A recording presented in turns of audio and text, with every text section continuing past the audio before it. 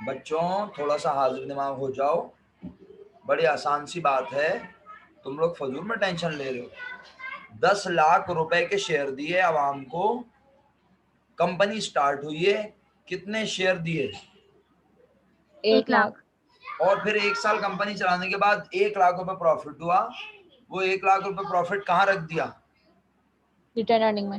Retain earning में। Profit बांटा नहीं, कोई प्रॉफिट बांटा नहीं। बांटा नहीं। बोला भाई कंपनी का पहला साल है, अभी प्रॉफिट हुआ, अभी प्रॉफिट नहीं बांट रहे।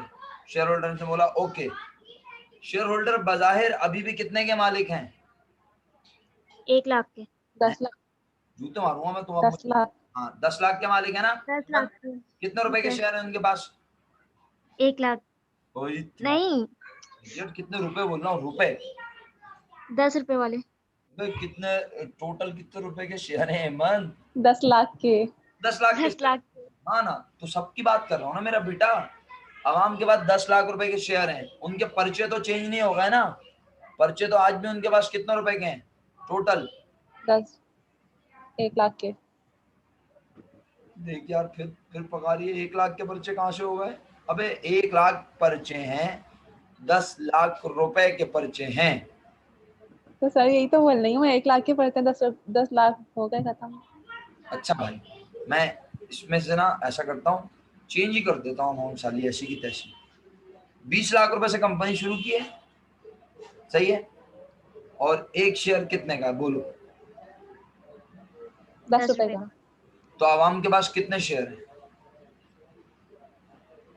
2 2 लाख। लाख। 5 लाख रुपए प्रॉफिट हो गया पहले साल। कितना प्रॉफिट हुआ? 5 लाख। 5 लाख। और कंपनी ने बोला हम प्रॉफिट में से 1 लाख रुपए लोगों को दे देंगे। 1 लाख रुपए कैश की शक्ल में मालिकान में बांट भी दिए गए। 1 लाख रुपए डिविडेंड की शक्ल में लोगों में बांट दिए। और बाकी पैसे कहाँ रख दिए? रिटर्न अर्निंग में। लोगों को 1 लाख रुपए प्रॉफिट मिल गया, उन्होंने अपने घरों पर बैठ के खा लिया, कैश की शक्ल में एंजॉय कर लिया। बजाहिर वो कंपनी में कितने के मालिक हैं?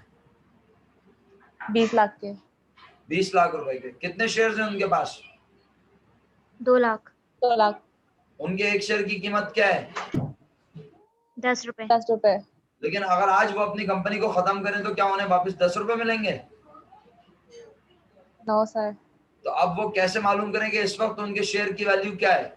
तो वो कहेंगे शेयर होल्डर इक्विटी अब कितनी हो चुकी है? 15 लाख। ले भाई 15 लाख हो गए, अल्लाह माफ करे। 20 लाख रुपए हमने लगाए थे कंपनी। 24 लाख। 24 लाख हुई ना। 5 लाख रुपए प्रॉफिट कमाया था, 1 लाख बांट दिया, कितना प्रॉफिट बचा कंपनी में? 4 लाख रुपए बचे। 24 लाख। रिटेन अर्निंग में रखे थे। Yes sir. तो 20 लाख रुपए के तो आप ऑलरेडी मालिक हैं, सर्टिफिकेट्स हैं आपके पास, और 4 लाख रुपए आपने और कमा लिए। 4 लाख और कमा के रिटेन अर्निंग में रख दिए, और 1 लाख जो एक्स्ट्रा कमाया था वो तो बढ़ गया ना, तो वो छोड़ दो। तो अब कंपनी अगर खत्म होगी तो आज सबके कितने रुपए हैं शेयर होल्डर्स के बोलो? 24 लाख। तो अब एक शेयर कितने का बनेगा बताओ सोच समझ के। सर कैसे बताएं? 12 रुपए का। पहले 20 लाख रुपए को डिवाइड कर रही थी 10 से, तो 2 लाख शेयर निकल रहे थे। अब 20 लाख को डिवाइड करोगी 2 लाख शेयर, तो एक शेयर की वैल्यू निकल आएगी 24 लाख को, सॉरी 24 लाख को डिवाइड करोगी किससे? 2 लाख से, क्योंकि आवाम के पास तो 2 लाख ही पर्चे है ना, पर्चे तो नहीं बढ़े ना लोगों के पास। No sir. लोगों के पास शेयर तो आज भी कितने हैं? 2 लाख। 2 लाख। लेकिन पहले वो कंपनी में 20 लाख रुपए लगा के मालिक बने थे 2 लाख पर्चों के। आज उन्होंने और कुछ नहीं लगाया, कंपनी को जो मुनाफा हुआ 5 लाख रुपए, उसमें से 1 लाख मुनाफा कैश की शक्ल में बढ़ गया, 4 लाख रुपए मुनाफा कंपनी ने रिटेन अर्निंग अकाउंट में रख दिया। रिटेन अर्निंग में रखा हुआ सारा प्रॉफिट किसका होता है? शेयर होल्डर्स का। तो आज शेयर होल्डर 20 लाख के बजाय मालिक हैं, और 4 लाख रिटेन अर्निंग में पड़ा हुआ भी उनका है, तो वो कितने के मालिक हैं टोटल? 24 लाख के। कितने शेयर्स पर ये 24 लाख रुपए बन गया उनका कैपिटल? 2 लाख पे। तो अब एक शेयर की वैल्यू क्या बनेगी बताओ? 12 रुपए। इसका मतलब है ये 12 रुपए उनके शेयर की है बुक वैल्यू। समझ आई? ये 12 रुपए है उनके शेयर की बुक वैल्यू। Book value. हो सकता है मार्केट में उनका शेयर 18 रुपए में बिक रहा हो, डिमांड ज्यादा हो सकता है मार्केट में उनका शेयर 11 रुपए में बिक रहा हो सकता है मार्केट में उनका शेयर 8 रुपए में बिक रहा हो। उनके शेयर की मौजूदा कीमत बनती तो है 10 रुपए। हाँ, मौजूदा कीमत बोला 12 रुपए। 12 रुपए, लेकिन मार्केट में उसकी वैल्यू होगी ज्यादा या सर ज्यादा ये या 12 कम रुपए होगी? मार्केट वैल्यू तो है। अबे मार्केट वैल्यू नहीं है ना, यही तो समझा रहा हूँ बेटे, ये बुक वैल्यू है। बुक में शेयर होल्डर्स इक्विटी कितनी हो चुकी है अब ये बताओ ना, यही तो समझाया मैंने। बुक में 24 लाख रुपए। 24 लाख। और ये कितने शेयर हैं आवाम के पास? 2 2 लाख। लाख। तो अब वो लोग जो पहले 20 लाख के मालिक थे वो कितने के मालिक हैं टोटल? 24 24 लाख लाख के। की। तो अब उनके एक शेयर की मौजूदा कीमत 10, लिखा हुआ सर्टिफिकेट पे 10 रुपए, बाजार वो 10 रुपए के मालिक हैं। लेकिन अगर मैं देखूं कि भाई जिनसे 20 लाख लिए थे आज कमा के उनके लिए कंपनी में कितने हो गए टोटल? 24। तो मैं अब एक शेयर की बुक वैल्यू निकालूंगा तो कैसे निकालूंगा? शेयर होल्डर इक्विटी में जो कुछ पड़ा है वो सब किसका है? शेयर ऑनर्स होल्डर्स का। का। शेयर कैपिटल तो 20 लाख ही है आज भी, लेकिन रिटेन अर्निंग में 4 लाख रुपए भी हैं तो किसके? शेयर होल्डर्स के। शेयर तो बेटा होल्डर की। शेयर होल्डर इक्विटी फिर कितनी हो गई टोटल? 24 24 लाख। लाख। 24 लाख हो गई। हाँ, और ये 24 लाख कितने शेयर होल्डर्स के हैं?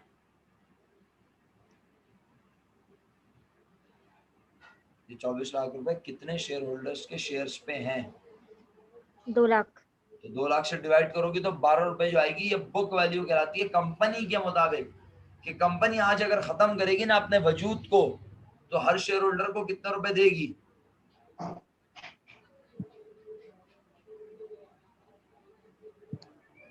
कंफ्यूज लग रहे हैं आप लोग मुझे शायद। कंपनी अगर अपने वजूद को एमन खत्म करेगी तो आज हर शेयर होल्डर को कंपनी कितने रुपए देगी?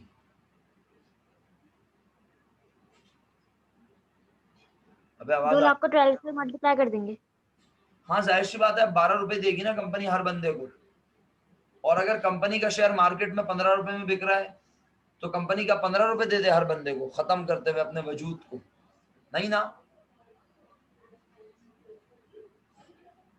बिस्मा, तुम्हें समझ नहीं आ रहा शायद, खामोश हो गई हो तुम। एमन आपको भी शायद समझ में नहीं आ रहा, मुझे ऐसा लग रहा है। सर जो आपने आखिरी में बोला ना वो समझ नहीं आया मुझे। बेटा मैं सिर्फ इतनी सी बात कर रहा हूँ, अगर देखो आप यहाँ तक समझ चुके हो ना कि कंपनी में हमने 20 लाख रुपए लगाए थे, 2 लाख शेयर हम लेके बैठे हुए थे।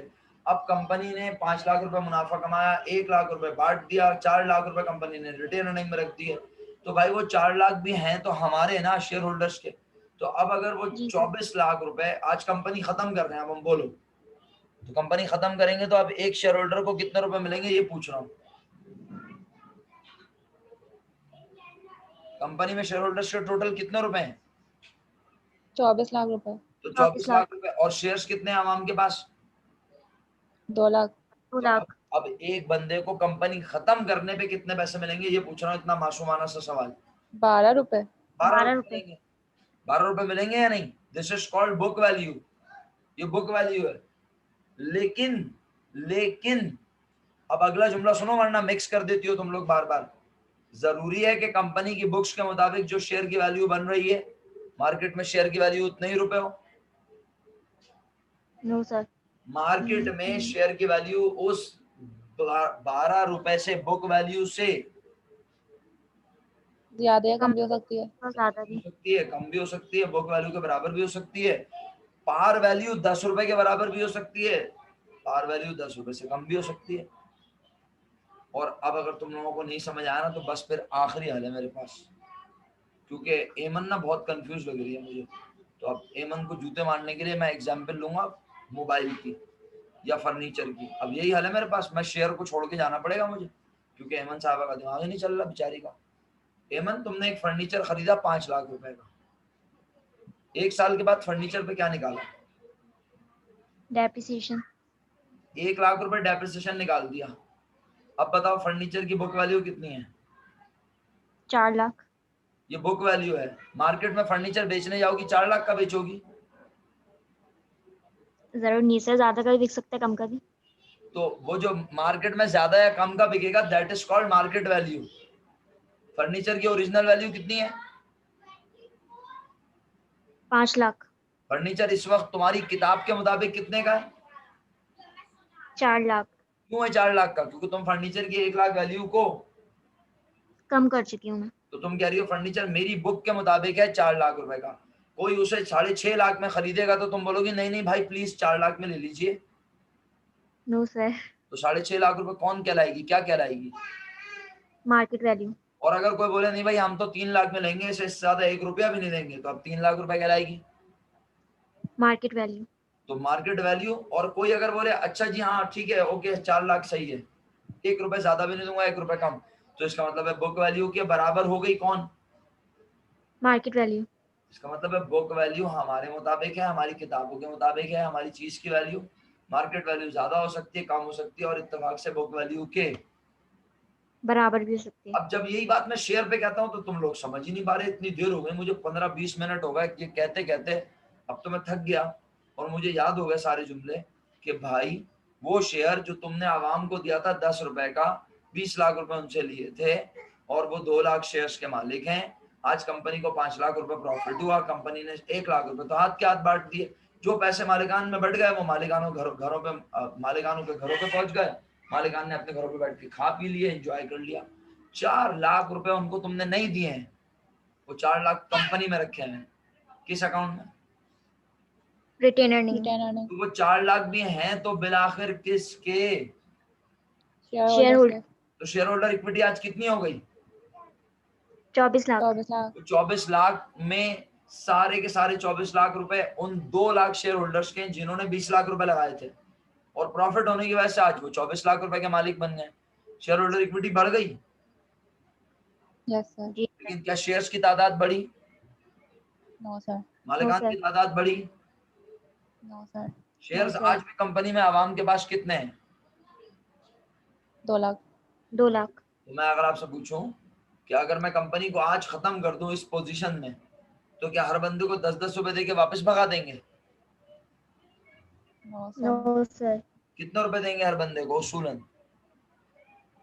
12 रुपए। 12 रुपए। ये 12 रुपए शेयर्स की बुक वैल्यू है, बुक वैल्यू पर शेयर है। क्या है ये? Book value per share. Value per share. Book value per share. और मार्केट में हो सकता है कंपनी के शेयर को लोग इससे ज्यादा या कम में ले रहे हो? ज्यादा में खरीद रहे हो, कम में खरीद रहे हो, हमें उससे गर्ज नहीं है। नहीं। नहीं है। यही बोल रहा था इतनी देर से मैं। बुक वैल्यू पर शेयर समझ आया? जी सर। जी sir. Book value per share कैसे निकाली जाती है? देखो, share holder equity divided by number of share outstanding. Share holder equity तो हो सकता है 20 लाख रुपए कंपनी में आपने लगाए, कंपनी को 2 लाख रुपए नुकसान हो गया। नुकसान भी कहाँ रखती हो Bisma? Retain earning retain earning तो में। अब शेयर होल्डर इक्विटी 20 लाख के बजाय कितनी हो गई? 18 18 लाख। लाख। 18 लाख। मालिकान आज भी कितने हैं तादाद में? 2 लाख। अब शेयर की बुक वैल्यू क्या बनेगी? 9 रुपए। 9 रुपए। 9 रुपए। हो सकता है मार्केट में लोग बेवकूफी में उसे 12 रुपए में खरीदने को तैयार हो, हमें उससे कोई कंसर्न नहीं है। नहीं। नहीं है। समझ आई? अभी भी कंफ्यूज हो? बोलो। No sir. आगे सर। इसका मतलब है शेयर होल्डर इक्विटी में जो कुछ पड़ा होगा वो किसका होता है? शेयर होल्डर्स का। शेयर होल्डर्स का। और हम उसे डिवाइड करेंगे किससे? जितने शेयर्स आवाम के पास हैं, जितने लोग कंपनी के बन के बैठे हैं, क्या मालिक। मालिक। जितने लोग कंपनी के क्या बन के बैठे हैं? मालिक। तो उसके लिए हमें नंबर ऑफ शेयर्स पता होने चाहिए, वो नंबर ऑफ शेयर्स जो हम इशू कर सकते हैं, जो जो कर हम चुके कर हैं। चुके हैं। यस कर चुके हैं। That's why we called number of share outstanding, है ना? Number of share yes sir. Outstanding मतलब वो शेयर जो हम इशू कर चुके हैं। शुक्र अल्हम्दुलिल्लाह। सामिया तुम नॉर्मल हो? अपना बिस्मा और एमन ईमानदारी से बताओ, नहीं समझ आया? अब देखो वैसे तो बेटा वैल्यूज की मदद से ही समझाया है, लेकिन मैं असल में ना कॉन्सेप्ट देना चाह रहा था कि बुक वैल्यू का मतलब क्या होता है। शेयर के ऊपर लिखी हुई वैल्यू, सर समझ में आ गया। शुक्र अल्हम्दुलिल्लाह, शेयर के ऊपर लिखी हुई वैल्यू को पार वैल्यू कहते हैं। शेयर की मार्केट में वैल्यू पार वैल्यू से ज्यादा भी होती है, कम भी होती है। और कंपनी के मुताबिक अगर आज कंपनी को खत्म किया जाए तो उस शेयर के ऊपर मालिकान को जो पैसे मिलेंगे that's called book book value value. Per share. Value. I hope कि आपको क्लियर हो गया हो अल्लाह के हुक्म से। अगला फॉर्मूला पढ़िएगा, क्या लिखा है। Dividend per share. आसान तरीन फॉर्मूला है दुनिया का। क्यों, जरा देखना क्या लिखा है दोबारा, डिविडेंड पर पर शेयर। शेयर। तो भाई इसके लिए पता होना चाहिए कि कितना डिविडेंड दे रहे हो तुम लोगों को। तो सर एक शेयर का हमें कैसे पता होगा, वो तो हम निकालेंगे ना, हमें टोटल डिविडेंड दिया हुआ होगा क्वेश्चन में कि हमने 2 लाख रुपए डिविडेंड अनाउंस किया, 1 लाख रुपए डिविडेंड अनाउंस किया। तो जरा मेरी एग्जाम्पल में वापस आओ, मैंने कितना डिविडेंड दिया था याद दिलाओ। 1 लाख। 1 1 लाख। लाख। कितने लोगों के पास शेयर्स थे याद दिलाओ। 2 लाख। तो 1 लाख रुपए डिविडेंड को 2 लाख शेयर से कर दूंगा, डिवाइड।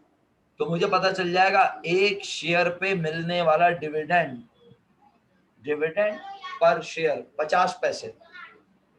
कंफ्यूजन। No sir. अच्छा, और अगर याद करो प्रॉफिट कितना हुआ था कंपनी को। 5 लाख। और 5 लाख। कंपनी क्या भाई 1 लाख रुपए रिटेन अर्निंग में रख देते हैं और 4 लाख रुपए डिविडेंड दे देते हैं। तो अब बताओ एक शेयर पे डिविडेंड कितना बनेगा मेरा बेटा। 4 लाख को डिवाइड कर देंगे 2 लाख से। कर देंगे नहीं, कर दिया करो 2 भाई, रुपए। कर दिया 2 करो। रुपए। 2 रुपए 2 रुपए। मुश्किल बात है। No sir. तो कैश जितनी देर में बुक वैल्यू पर शेयर समझा था उससे ज्यादा जल्दी डिविडेंड पर शेयर समझ गए। पक्का। यस जी सर। सर। मैं एक बात बताऊं, अगर तुम्हें अर्निंग पर शेयर समझ आया था ना ईमानदारी से, तो तुम्हें अर्निंग रेट भी पता है और प्राइस अर्निंग रेशो भी पता है या नहीं बोलो। Yes sir. Earning per share निकाल के अर्निंग रेट निकलता है, और अर्निंग रेट के लिए क्या पता होना चाहिए। Earning per share. अच्छा, और अर्निंग पर शेयर निकाल लेते हो अर्निंग, तो फिर तुम उसी अर्निंग पर शेयर को अगर प्राइस के साथ कंपेयर करो तो तुम्हें प्राइस अर्निंग रेशो पता चलता है, ऐसा ही है ना। यस जी सर। सर। यानी ये वाला फॉर्मूला जरूरी है अर्निंग रेट या price earning ratio. Price earning ratio के लिए। ये दोनों एक दूसरे के लिए जरूरी नहीं है, लेकिन ये फॉर्मूला 21वां फॉर्मूला जरूरी है अर्निंग रेट या प्राइस अर्निंग रेशो के लिए। एग्री। इसी तरह यस सर। ये फॉर्मूला क्या लिखा है, डिविडेंड पर पर शेयर। शेयर। तो डिविडेंड पर शेयर अगर निकाल लिया तो डिविडेंड का रेट निकालना कोई बड़ी बात। नहीं है। तो डिविडेंड पर शेयर की अमाउंट लिख दो पर, और उसे मार्केट प्राइस पर शेयर से डिवाइड कर दो, तो तुम्हें पता चल जाएगा कि एक शेयर के मुकाबले में डिविडेंड का कितना रेट है।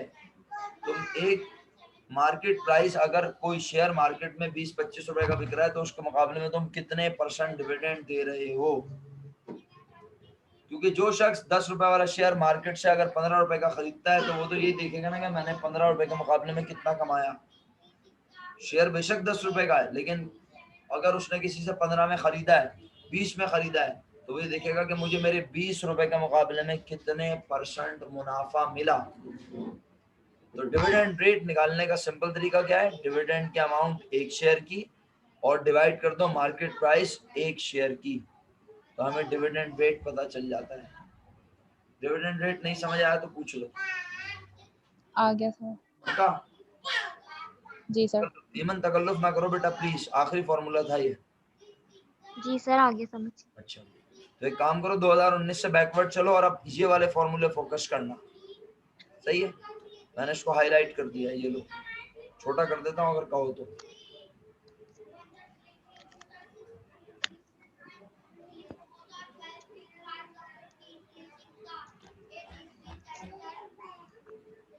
ये फॉर्मूला आ गया आपके सामने तकरीबन।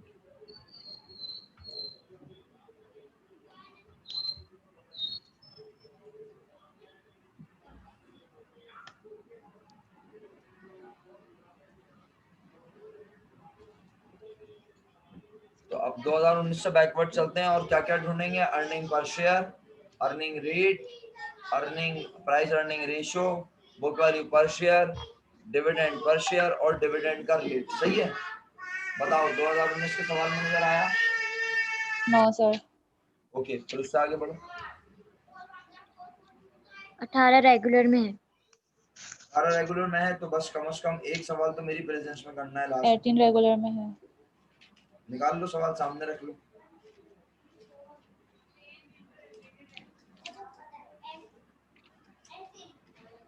अठारह रेगुलर, क्वेश्चन नंबर 5 क्या लिखा है? अर्निंग पर शेयर और बुक वैल्यू पर शेयर। बस दो ही फॉर्मूले। जी सर। एक मशवरा दूं आप लोगों को, इस सवाल में अर्निंग पर शेयर निकालना आपके लिए थोड़ा मुश्किल हो सकता है। बोलो क्यों? क्योंकि आपको नेट इनकम ही नहीं पता।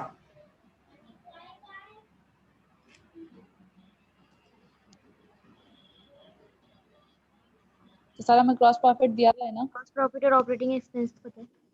ग्रॉस प्रॉफिट के बाद क्या दिया हुआ है? डेप्रिसिएशन ऑपरेटिंग एक्सपेंस है। तो फिलहाल तो डेप्रिसिएशन ही है मेरे पास, तो ऑपरेटिंग नहीं लिखा हुआ, तो डेप्रिसिएशन को ही हम क्या कर देंगे? माइनस कर देंगे। जाहिर सी बात है, अब डेप्रिसिएशन ही है तो फिर हमारे पास क्या आ जाएगा? Net income. बस। तो अगर आप करना चाह रही हैं तो कर लें, मैं मौजूद हूँ क्लास में। बिस्मिल्लाहिर्रहमानिर्रहीम। 1 लाख नेट इनकम आ जाएगा सर। 1 लाख नेट इनकम आ भी गई, माशाल्लाह आ गई। जी सर। 50,000 को माइनस कर दिया 1.5 लाख में कर से। दिया 1 लाख नेट इनकम। अब तुम कौन सा फॉर्मूला निकाल सकती हो? बोलो। Earning per share. निकाल लो, शाबाश। बाकी दोनों भी निकाल लें और मुझे जवाब लिख के भेजें फटाफट।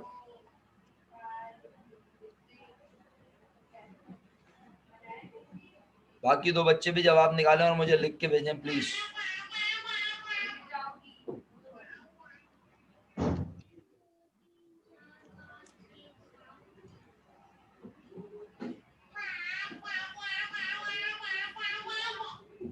सामिया 2018 बोला था पहले, तुम 16 में चली गई। 2018 में आओ, क्वेश्चन नंबर बता रहा हूं।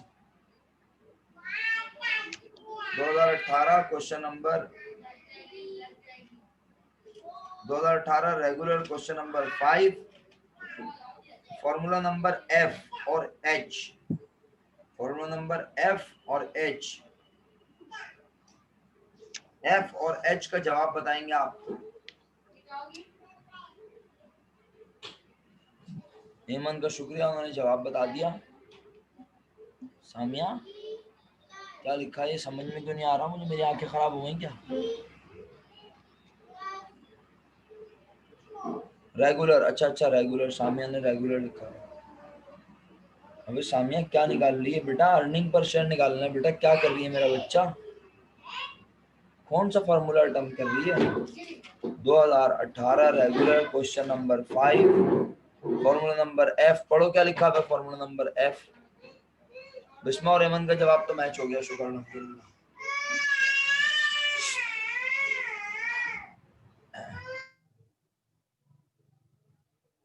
सामिया आप प्लीज मुझे बताएंगे बेटा आप क्या पढ़ रही हैं? फॉर्मूला क्या लिख के भेजें मुझे जल्दी से। ओसीपीटी लिखा हुआ है।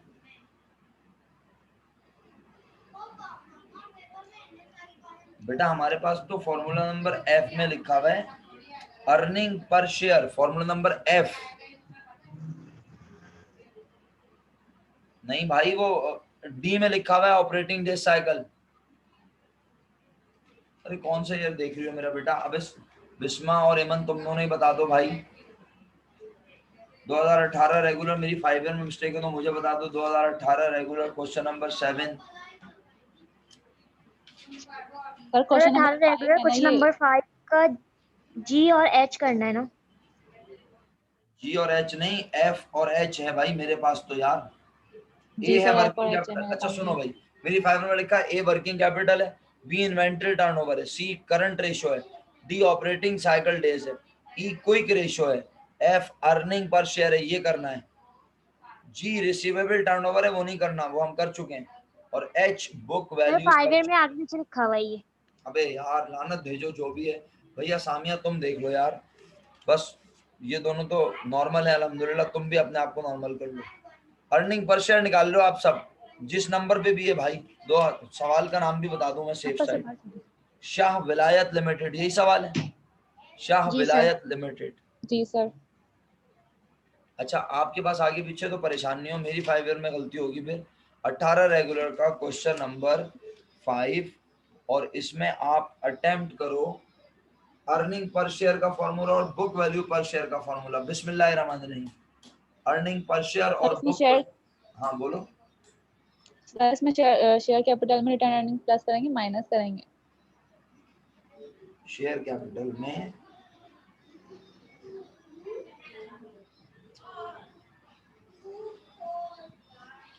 बुक वैल्यू के लिए बोल रही हो? जी sir. Share capital retained earning में ऐड करेंगे। ऐड कर देंगे। हाँ ना, रिटेन अर्निंग पॉजिटिव लिखा हुआ है ना, रिटेन अर्निंग पॉजिटिव लिखा हुआ है, इक्विटी साइड पे लिखा हुआ है। Share capital already 2 lakh rupees है, रिटेन अर्निंग में 2,50,000 पड़े हुए हैं। सारे किसके हैं?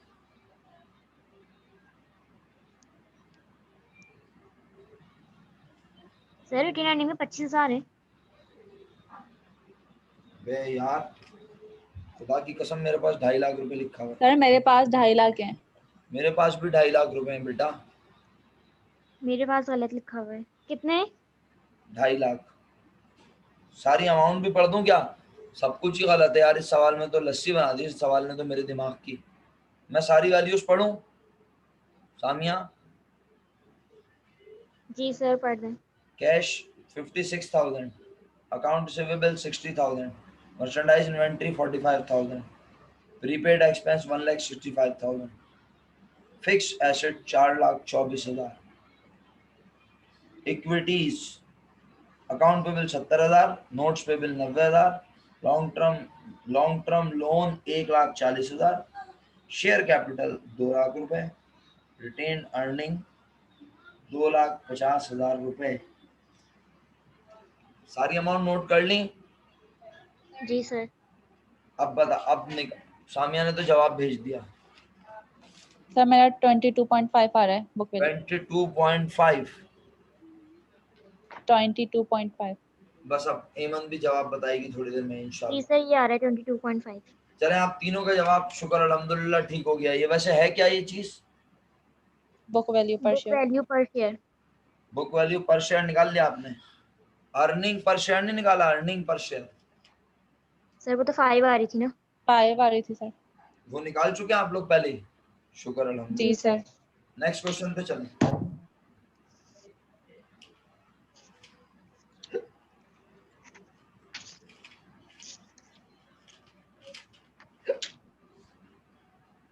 हाँ, 17 रेगुलर।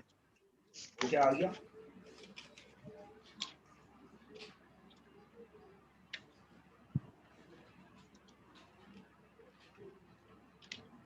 अर्निंग पर शेयर और प्राइस अर्निंग रेशियो, यही फॉर्मूला है। 6A question, yes sir. Question number 6A, earning per share और प्राइस अर्निंग रेशियो। तो अर्निंग पर शेयर निकालने के लिए क्या पता होना चाहिए बोलो? Net income. इनकम और कहां तक चीजें दी हुई हैं सवाल में? इनकम स्टेटमेंट तक। इनकम स्टेटमेंट पूरा बना हुआ है? No sir. Sir net income इनको डेटा। इनकम निकालनी पड़ेगी। लेकिन नेट इनकम निकाली जा सकती है ना? Yes sir. 9,60,000 में से 7,20,000 और 1,60,000 रुपए क्या कर दें? लेस। तो माइनस। हमें नेट प्रॉफिट की अमाउंट पता चल जाएगी। क्या ख्याल है? Yes sir. चलो अर्निंग पर शेयर और प्राइस अर्निंग रेशियो निकालो तुम लोग। इस सवाल को और निकाल लो, उसके बाद फिर तुम लोग घर पे आराम से प्रैक्टिस करते रहना भरपूर तरीके से, फिर कल इंशाल्लाह कंटिन्यू कर लेंगे। निकालो।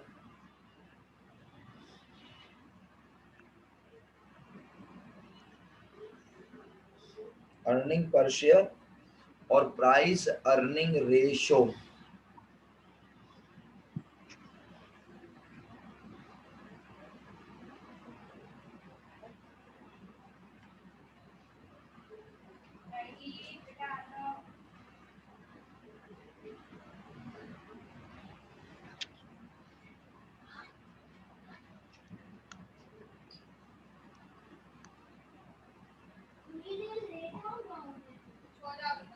अर्निंग पर शेयर ₹5 आ रही है।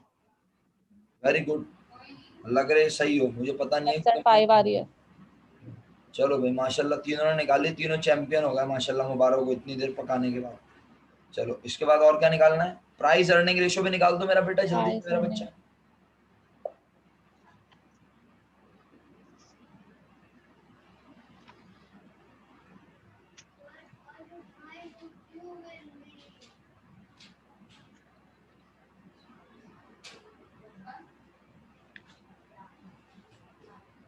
प्राइस अर्निंग रेशियो भी निकाली भाई सामिया, तो फास्ट फॉरवर्ड चल रही है 2 आ चलो रही है। हैं। सर कितनी आ रही है? 3.6। हाँ तुम बताओ ना क्या मेरे कर रही हो, तुम मुझे तरीका बताओ बिस्मा, चलो क्या कर रही हो? सर मार्केट प्राइस को ऊपर रखा। हाँ नहीं, मार्केट प्राइस तो 15 है, मैंने 10 ऊपर रखा है। हाँ, तो इसलिए तो गलत आई है। मार्केट प्राइस 3 आ रही 15, है।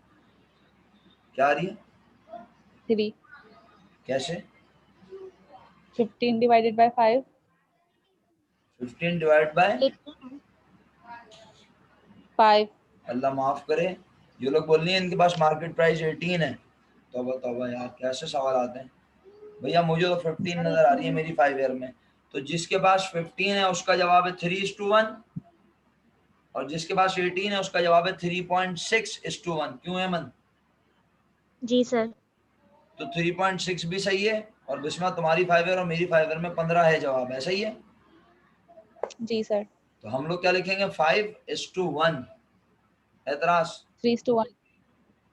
हाँ गलत बोल दिया, 3:1, माजरत चाहता हूँ, 3:1 लिखेंगे। समझ आई बात या नहीं? जी जी सर सर। आगे। बस तो फिर तुम लोग एक काम करो, अल्लाह के हुक्म से अब तुम लोग जितने सवाल अपना, जितने नहीं क्या कहते हो कुछ, अब अगर तुम लोग कंफर्टेबल हो भाई, मुझे नहीं पता, तुम लोग डिसाइड करना, डिसीजन तुमने लेना है। अगर तुम्हें लगता है कि हमें कंप्लीट क्वेश्चन अटेम्प्ट करना चाहिए at a time without without reading the formulas, तो फिर तुम इस तरह से करके देख लो। तुम इसको मतलब अपना पेपर के तौर पे अटेम्प्ट करो, पेपर के तौर पे कि तुम्हें पेपर में एक सवाल 40 मिनट में अटेम्प्ट करना है, और फॉर्मूले तुम्हें सारे याद हो चुके हैं, और तुम अचानक से कोई भी सवाल निकालो, बस रेशो वाला हो ऐसा जो तुमने पढ़ा है, और उसमें 8 फॉर्मूले पूछे, 10 पूछे, 12 पूछे, 7 पूछे, ये तुम्हारा नसीब, और उसको अटेम्प्ट करो। या फिर तुम्हें लगता है कि अभी हमें इन फॉर्मूलाज की प्रैक्टिस और इनके फॉर्मूले याद करने की जरूरत है, और कुछ चीजें गायब भी होंगी कुछ सवाल में, तो पहले तुम इनको प्रैक्टिस कर लो आज की क्लास में। यानी आज से लेके कल तक तुम लोग क्या करो, मेरा ख्याल है 2008, 9, प्रैक्टिस। 6 तक चले जाओ, फर्दर प्रैक्टिस कर लो, क्या ख्याल है ना? यही बेहतर है। जी जी सर। सर। और जब ये प्रैक्टिस कंप्लीट हो जाएगी तो फिर कल मैं पढ़ा दूंगा कुछ नया डिफरेंट, लेकिन तुम्हारी जिम्मेदारी खत्म नहीं होगी, तुम अपने घरों पर फिर रैंडम सवालात अटेम्प्ट करोगे, कम से कम 4 से 6, कोई से भी जो तुम्हारा दिल करे, क्योंकि तुम तकरीबन हर सवाल अटेम्प्ट कर चुके हो। या फिर तुम ये भी कर सकते हो 2000, 2002, 2004, 2006, ये 3-4 ईयर रैंडम अटेम्प्ट कर लो, क्या ख्याल है? ऐसा भी तो हो सकता है ना? जी सर। ठीक है, तो बस बस आज फिर क्लास खत्म कर देता हूँ, 5 मिनट रह गए क्लास खत्म होने में। वैसे भी आप लोग जो है, होमवर्क यही है कि आप लोग अब प्रैक्टिस करें, और फिर जो भी प्रॉब्लम होंगी हम कल डिस्कस करेंगे। पहले आपके प्रॉब्लम्स के जवाब देंगे, और फिर इंशाल्लाह कल हम मजीद कुछ नया पढ़ाने की कोशिश करेंगे इंशाल्लाह। ठीक है, कोई सवाल है तो पूछें, वरना मैं जी क्लास सर। खत्म कर देता हूँ। सामिया कह रही है सर फॉर्मूला याद करने पड़ेंगे। नहीं बेटा देखो, जब आप, मेरा मशवरा आपको ये है कि आप ना अभी जिस हद तक याद कर सकते हैं कर लें, पेपर डिले होंगे तो कोई बात नहीं, फिर बाद में हम दोबारा याद कर लेंगे, दोबारा बैठ के इसको पी जाएंगे, लेकिन कम से कम अभी तो आप ऐसा करें। क्यों ना हम, आप पेपर को अटेम्प्ट, यानी आप 5 ईयर के सवालात को अटेम्प्ट करने से पहले जो आप ये वाले फॉर्मूले ढूंढेंगी, आप क्यों ना इन फॉर्मूलाज को याद कर लें एक बार, और जब याद कर लें तो उसके बाद फिर हाँ, जब स्टक हो तो देख लेना, आपके पास 5 ईयर है, आपके पास रजिस्टर है, लेकिन आप कोशिश करें कि आप फॉर्मूले देखें नहीं। सही है, कोशिश करेंगे तो अल्लाह के हुक्म से याद हो जाएंगे, और लॉजिक बन जाएगी दिमाग में। फॉर्मूला याद करने की लॉजिक बड़ी इंपॉर्टेंट होती है, वो लॉजिक पेपर से एक दिन पहले नहीं बनती है, उस वक्त तो टेंशन होती है, आदमी भूलता है। अभी तुम लॉजिक सोच सकती हो, अभी तुम खुद कंपेयर, मेरे बोलने पे तुम्हें याद नहीं होगा, लेकिन तुम अर्निंग रेट और डिविडेंड रेट का फॉर्मूला जब तुम खुद कंपेयर करोगे ना 1 मिनट में याद हो जाएगा। बोलोगे अच्छा अर्निंग रेट में अर्निंग पर शेयर ऊपर होती है, डिविडेंड रेट में डिविडेंड पर शेयर ऊपर होता है और डिनोमिनेटर दोनों का सेम होता है। तो बोलोगे अच्छा अर्निंग पर शेयर और डिविडेंड पर शेयर दोनों में नंबर ऑफ शेयर आउटस्टैंडिंग नीचे होते हैं, इधर नेट इनकम ऊपर होती है, इधर डिविडेंड डिक्लेयर्ड ऊपर होता है। समझ आई? तो ऐसे ना मेरी बात कह के अगर तुम लोगों को याद हो जाए तो ये तो बेस्ट है। लेकिन कुछ बच्चों को ना सर की बातें नहीं लगती दिमाग पे, अल्लाह करे आपको लगती हो, आप लोग ज़हीन लोग हैं, लेकिन अगर खुद कंपेयर करोगे ना तो ज्यादा अच्छा हो जाएगा। वैसे तो मैंने भी कंपेयर किया है तुम्हारे सामने हर फॉर्मूला। क्लियर? कुछ पूछना है आप बताओ, फर्दर कुछ पूछना है पूछो बेफिक्र होके, वरना फिर हम ऑफ करेंगे क्लास। बोलो, कुछ नहीं पूछना? सामिया कह रही है। बिस्मा और एमन आपको कुछ पूछना है बच्चों? नो हाँ सर। सर। बस तो फिर प्रैक्टिस कीजिए, इंशाल्लाह अल्लाह के हुक्म से कल मुलाकात होगी। ख्याल रखिएगा अपना, खुश रहिए, हंसते मुस्कुराते रहिए। फी अमान अल्लाह, अल्लाह हाफिज़। अरीशा को बोल दीजिएगा कि वो याद से रिकॉर्डेड लेक्चर देख ले, मैं कोशिश करता हूँ कि अभी ही किसी तरह अपलोड कर सकूँ। ठीक है मेरे बच्चों? फी अमान अल्लाह, अल्लाह जी सर। हाफिज़, अल्लाह हाफिज़। अल्लाह अल्लाह हाफिज़।